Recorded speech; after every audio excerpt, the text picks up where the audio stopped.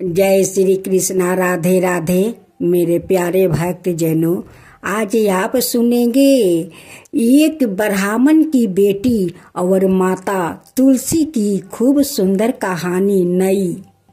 इस नई कहानी को जो सुनेंगे उन पर तुलसी माता प्रसन्न होंगे, उनकी मन चाहा फल जरूर माँ तुलसी देगी। एक गांव था, उस गांव में एक ब्राह्मण और ब्राह्मणी रहती थी। उनकी एक ही बेटी थी। उनकी बेटी माँ तुलसी का परम भक्त थी। वो रोज का उनकी नियम था, वो सुबह उठती है, नहाती धोआती है और तुलसी माता का वहाँ पर गोबर और मिट्टी से लिपती है और वहाँ रंग बिरंग के रंगों से रंगोली बनाती है।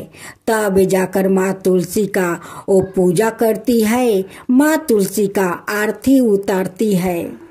चंपा का माता पिता बहुत चिंतित रहते हैं। वो हमेशा सोचते रहते हैं कि मेरी बेटी तो माँ तुलसी का परम भक्त है और उसकी शादी होकर वो अपना ससुराल जाएगी। ना जाने उनकी ससुराल कैसा मिलेगा नहीं मिलेगा, वहाँ का लोग उनकर साथ कैसे व्यवहार करेंगे, कैसे रखेंगे, यही सब चिंता में उनकी माता पिता रहते थे। मेरी बेटी तो यहाँ पर रंगोली बनाती है, माँ तुलसी के उस रंगोली पर बैठाती है और उनकी पूजा करती है, आरती उतारती है। मेरी बेटी जहाँ जाएगी वहाँ पर उनकी माता रक्षा करेगी, आप चिंता मत कीजिए। पिता का मन तो मानने के लिए तैयार नहीं है, लेकिन क्या करे, बेटी तो पराया घर के होती है, पराया घर के धन होती है। एक दिन ना एक दिन उनकी तो ससुराल जाना ही होगा। उनकी माता पिता कहते हैं कि मेरी चंपा तो बड़ी हो गई है, अब उनके लिए घर बार खोजना चाहिए। चंपा का माता पिता घर बार ढूंढना शुरू कर देते हैं। ढूंढते ढूंढते एक शहर में खूब सुंदर घर और बर मिलता है। अपना बेटी को वहाँ पर शादी पाका कर देते हैं।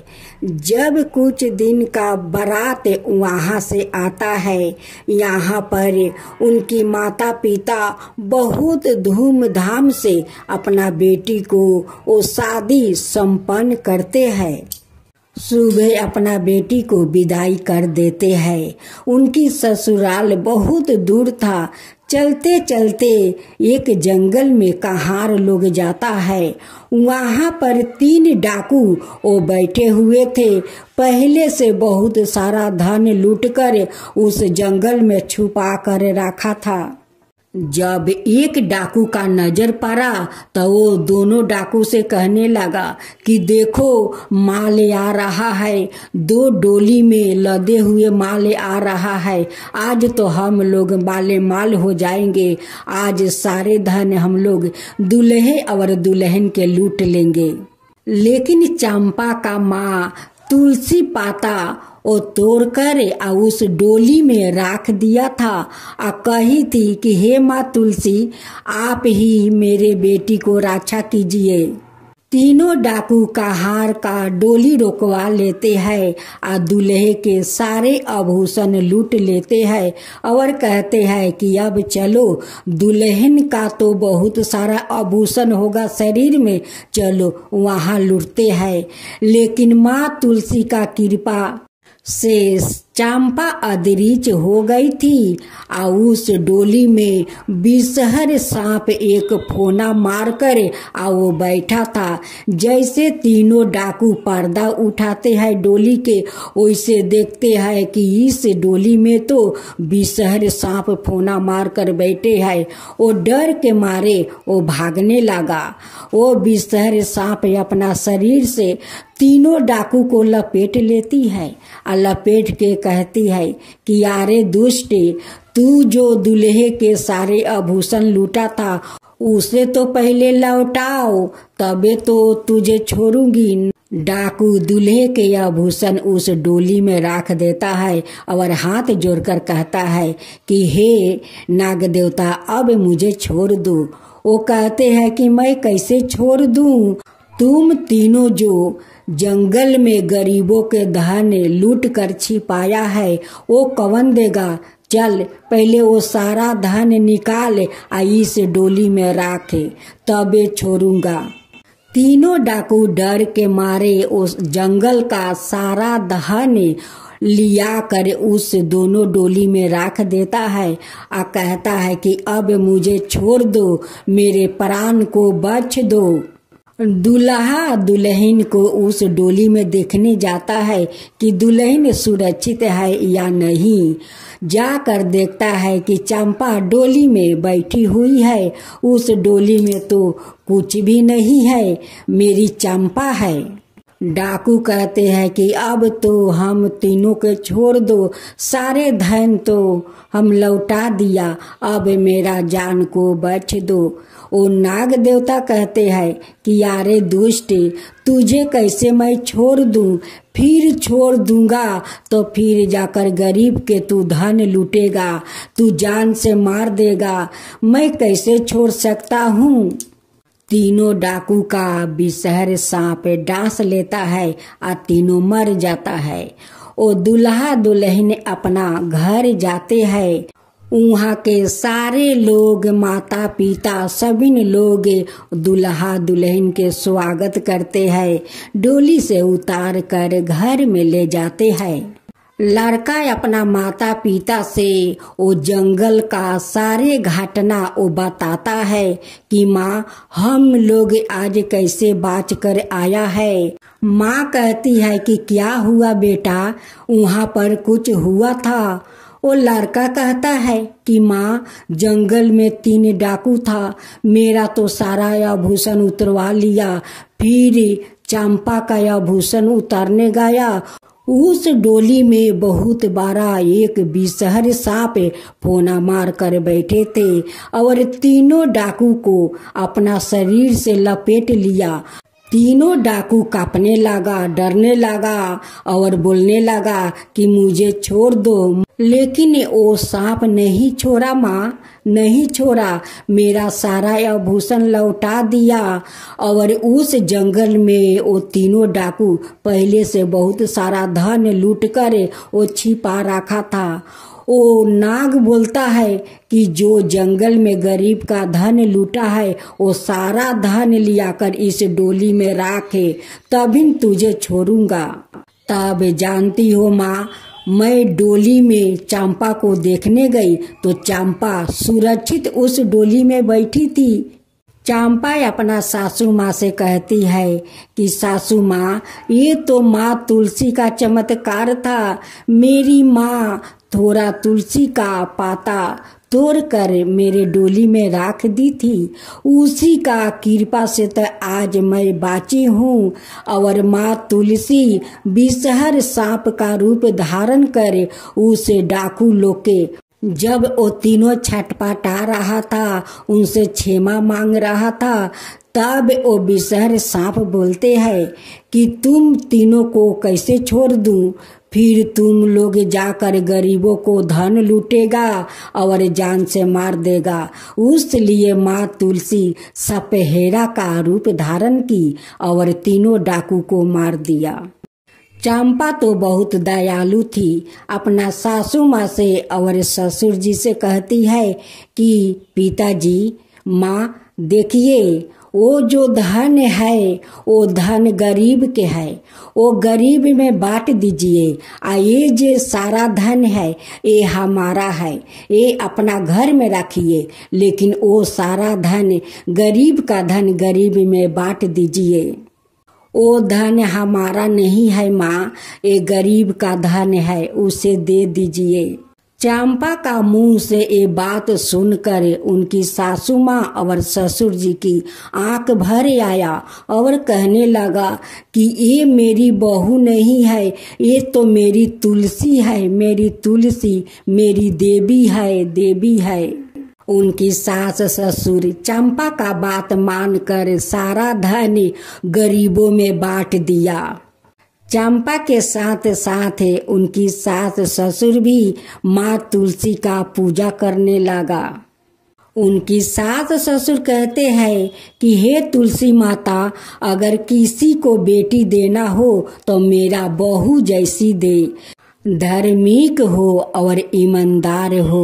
हे तुलसी माता, ऐसे ही सबका बेटी बहू देना।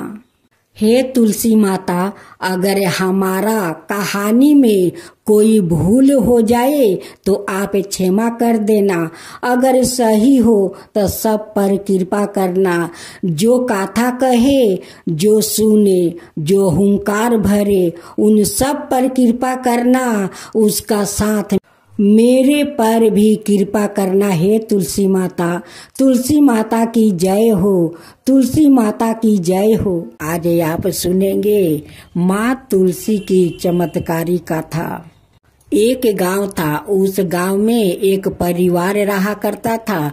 उस परिवार में 3 बहू और 3 बेटे, सास ससुर सभी एक साथ रहा करते थे।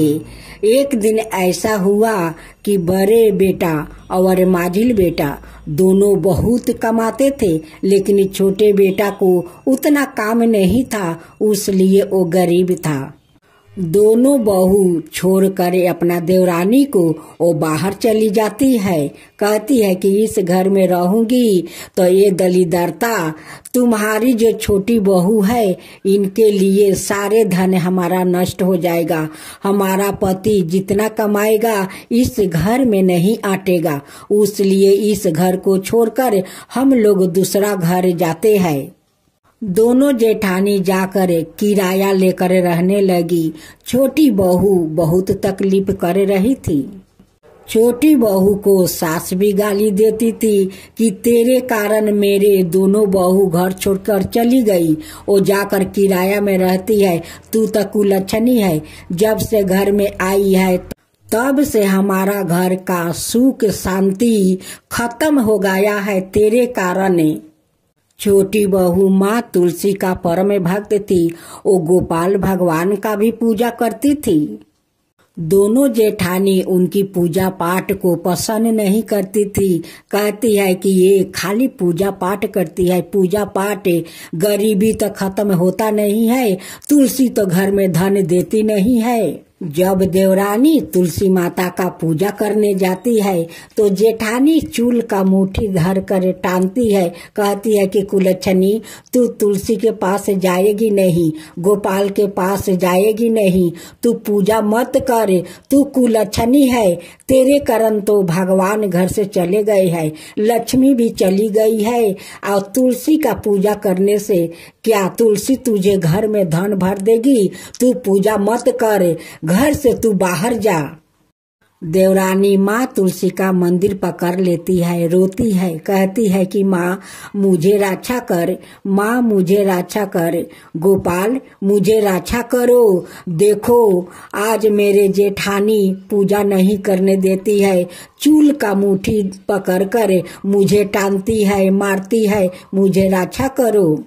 छोटी बहू माँ तुलसी से विनती करती है कि माँ मुझे जितना जेठानी सताए, सास भी सताए, जितना भी मारे पीटे, लेकिन मैं जब तक जीवित रहूंगी तब तक आपका पूजा करूंगी, मैं पूजा नहीं छोड़ूंगी। एक दिन माँ तुलसी और गोपाल भगवान का दया आ गया उस छोटी बहू पर। माँ तुलसी एक दिन चमत्कार अपना दिखाने लगी। एक दिन जेठानी आती है और दीवार के पीछे खड़ा होकर देखती है कि तुलसी तो बहुत सारे हीरा मोती मोहरे उनकी मंदिर से आ रहा है। ये देख कर जेठानी का आंख फटे के फटे रह गया। ये चमत्कार को सास ससुर भी देखकर बहुत आश्चर्य में पड़ गया कि ये तो माँ तुलसी चमत्कार कर रही है, मेरी बहू तो वो लक्ष्मी है, वो लक्ष्मी के रूप है। आज उनकर सत्य पर माँ लक्ष्मी देखो कितना आ रही है और माँ तुलसी ये सारे हीरा मोती मोहर सब बरसा रही है। अब तो जेठानी एक दिन छोटी बहू का घर आती है और कहती है कि देवरानी तू सत्य है रे, तू सत्य है, तू तो लक्ष्मी है, तू क्या करती है कि तेरे घर में इतना सारा धन आता है। उनकी ससुर कहते हैं कि मेरी छोटी बहू तो साक्षात लक्ष्मी है, वो माँ तुलसी है, वो सत्य है। आज उनकी सत्य पर माँ तुलसी इतना सारा हीरा मोती मोहर वो बरसा रही है। वो तो गोपाल भगवान का कृपा है। माँ तुलसी बिना तो गोपाल भगवान भी भोग नहीं लगाते हैं। उनकी तुलसी होते हैं तभी वो भोग लगाते हैं। तो देखो आज मेरी बहू भगवान को पूजा करती है, गोपाल जी का और माँ तुलसी का। आज दोनों मिलकर मेरे बहू के ऊपर बहुत कृपा किया है, बहुत कृपा किया है कि इतने सारे धन वो लोग देते हैं। बड़ी जेठानी घर जाकर अपना माजिल जेठानी से कहती है कि देखो हम लोग तो उस देवरानी को छोड़कर हम लोग आ गया, यहाँ किराया पर है। और देखो आज देवरानी कितना महान है कि उनकी पूजा पाठ पर भगवान खुश है, माँ तुलसी खुश है। हम लोग उनके साथ ना जाने कितने हरकत किया है, कितना तकलीफ दिया है, कितना मारा पीटा है कि देखो आज हम लोग के पति को काम नहीं मिलता है, जो काम मिलता था वो भी छीन गया। आज हम लोग कितना तकलीफ में है। आ देवरानी देखो वो महारानी है, उनकी घर में कितना धन है, उनकी धन तो कभी खत्म नहीं होगा। इतना माँ तुलसी और गोपाल भगवान दिया है। दोनों जेठानी आती है और अपना देवरानी से माफी मांगती है। कहती है कि देवरानी तू मुझे क्षमा कर दे, मैं तेरा साथ बहुत हम लोग गलत किया है, बहुत मारा पीटा है, उसके लिए देख आज हम लोग भोग रहा हूँ। आज हम लोग के घर में खाने के लिए कुछ नहीं है, मेरे पति को कोई काम नहीं है, जो भी काम था वो सब छीन गया। आज हम लोग का पाप के कारण हम लोग के आज भोगना पड़ता है, तू क्षमा कर दे। देवरानी तो बहुत सीधा साधा वो दयालु थी, अपना जेठानी को क्षमा कर देती है। कहती है कि कोई बात नहीं दीदी, आप लोग आइए, इस घर में हम लोग मिलजुल कर रहेंगे। अब दोनों जेठानी आ जाती है, अपना देवरानी के साथ मिलकर माँ तुलसी का बड़े श्रद्धा भक्ति से वो पूजा करती है। एक दिन माँ तुलसी सपना में वो जेठानी का दर्शन देती है और कहती है कि तू मेरे भक्त को बहुत तकलीफ दिया है, तुम दोनों मिलकर तुम जाओ, गंगा स्नान चल रहा है, तुम दोनों जाकर गंगा में डुबकी लगा कर आओ, तब मेरी पूजा करो, तभी न तुम दोनों को पाप से मुक्ति मिलेगा और तुम दोनों का पति को काम भी मिलेगा। सपने को देखकर दोनों जेठानी बहुत भयभीत हो जाती है। वो उठ कर कहती है अपना देवरानी से कि देवरानी आज माँ तुलसी सपने में दर्शन दिया था, वो कहती है कि तुम दोनों पापी है, तुम जाओ गंगा स्नान करके आओ, तभी तुम्हारा पाप धुल जाएगा और तुम्हारा पति को काम मिलेगा। छोटी देवरानी कहती है कि दीदी जो माँ तुलसी सपना में कही है वही करो, जाओ तुम दोनों गंगा स्नान करके आओ। दोनों जेठानी जाती है, गंगा स्नान करके आती है और माँ तुलसी का गोपाल का पूजा करने लगती है। तभी उनकी दोनों पति को बहुत अच्छा काम मिल जाता है। दोनों जेठ अब तो बहुत सारा पैसा कमाने लगा, अब वो लोग का खुशहाल जिंदगी जीने लगा। दोनों जेठानी माँ तुलसी से कहती है कि माँ आपका तो महिमा अपरंपार है, आपका कृपा अपार है। आपके कहे अनुसार हम लोग गंगा स्नान किया, आज हमारा पति को बहुत अच्छा काम मिल गया है, बहुत सारा पैसा कमा रहा है। माँ तुलसी जैसे हम लोग पर आप कृपा किया वैसे ही सबका ऊपर कृपा करना। जो आपका कथा कहे, जो सुने, जो हुंकार भरे, उन सब का ऊपर कृपा करना माँ, सबका ऊपर कृपा करना। माँ तुलसी की जय हो, माँ तुलसी की जय हो, गोपाल भगवान की जय हो, गोपाल भगवान की जय हो। जय जय तुलसी माता, जय जय तुलसी माता, सब जग की सुखदाता वरदाता। जय जय तुलसी माता, जय जय तुलसी माता, सब योग के ऊपर, सब रोग के ऊपर, रुज से रक्षा करके भाव तराता। जय तुलसी माता, रुज से रक्षा करके भाव तराता। जय तुलसी माता। बाहु पुत्री है सायामा, सुरबली है गारामा, विष्णु प्रिया जो तुम के सेवे सो नर तर जाता। जय जय जय तुलसी माता, जय जय जय तुलसी माता। हरि कैसे सभी राजते, त्रिभुवन से हो बनती थी, पतित जनों की तारानी तुम हो भी खाता। जय जय तुलसी माता, जय जय तुलसी माता। लेकर जन्म बिजन में आई, दिव्या भवन में मानव लोगी तुम्हीं से सुख सनपति पाता। मानव लोग तुम्हीं से सुख सनपति पाता। जय जय तुलसी माता, जय जय तुलसी माता।